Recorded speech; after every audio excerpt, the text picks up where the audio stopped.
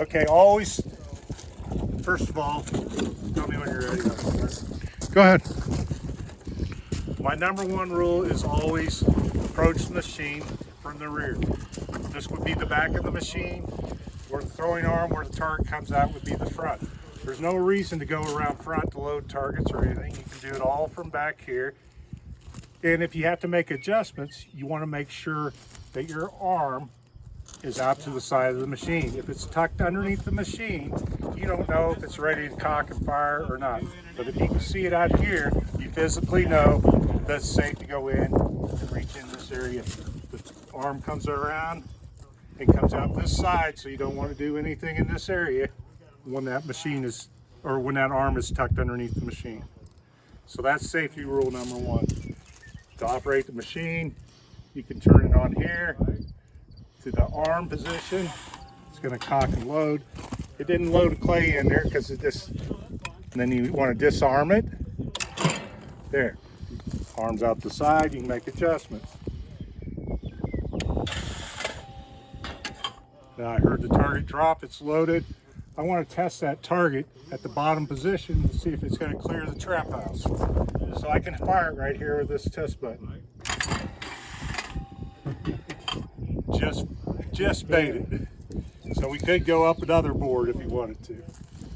Okay.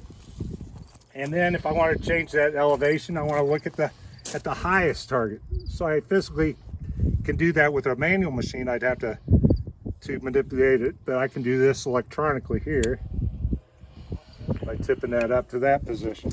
That's going to be my highest target. So I want to make sure it doesn't get too high and get in the wind and blow back over the road. And I think that's pretty good. If I want to check the side-to-side rotation, I can say, hey, I don't want it going any further than that skeet house. I just want to make sure that when I get it over to the far left, that is where it's going to go. And it's still just right up in that area. Now when I go right,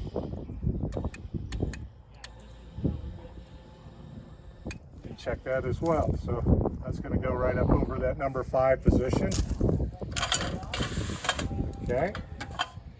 All right. So I got all that now, but I like, okay, why isn't it a little bit wider? I want it to go out here. So I'm going to disarm the machine. Then I'm going to go to the side-to-side oscillation. I can see the arm out here in front, so I know I'm safe.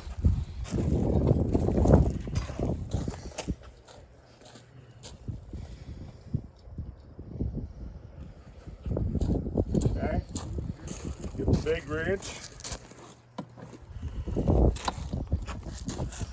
Break this loose, loosen that up. The further out on the eccentric here that I go, the wider the angle is going to be. So I'm going to max it out just to show you. Now I'm going to tighten this back down. Okay. Now we got to go back to the back of the machine and cock and load and look at that again. Now we're at the far right. Before it was over the 5.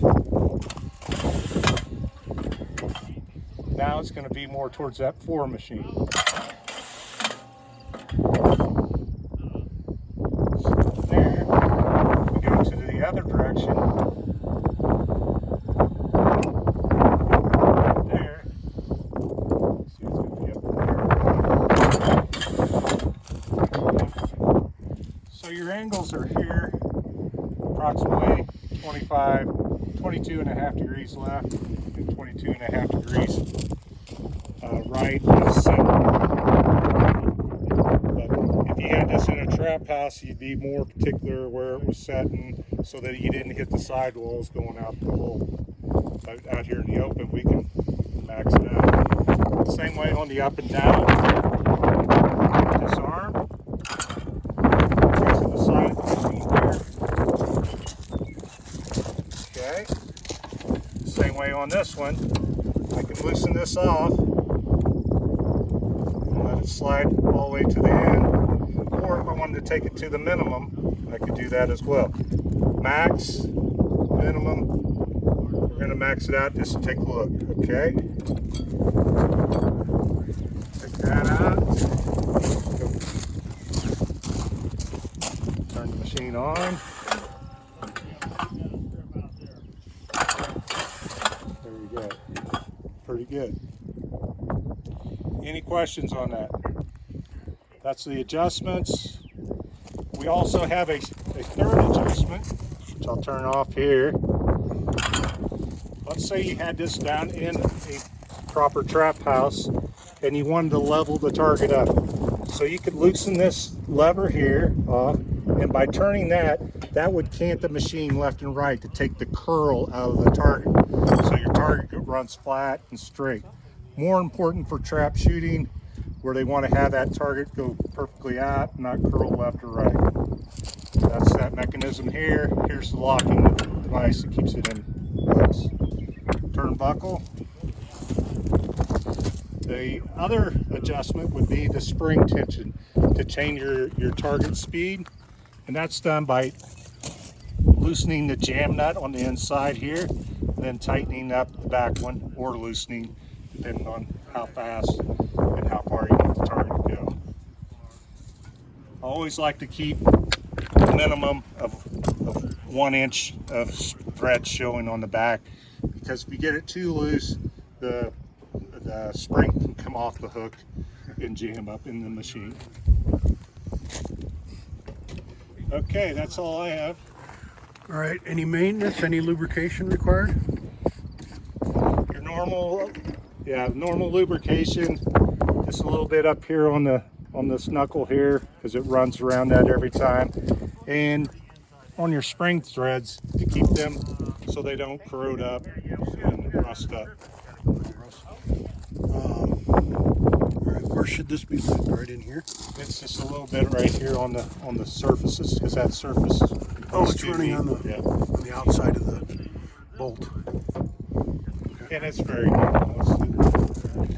Nothing here. Inside bearing is all sealed, and it's got lightweight oil inside of it. Got a lifetime warranty on the one-way bearing.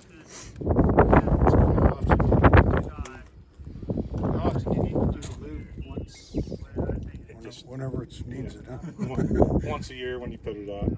Yeah, just dab a little in there. Try to make them pretty maintenance free. Okay.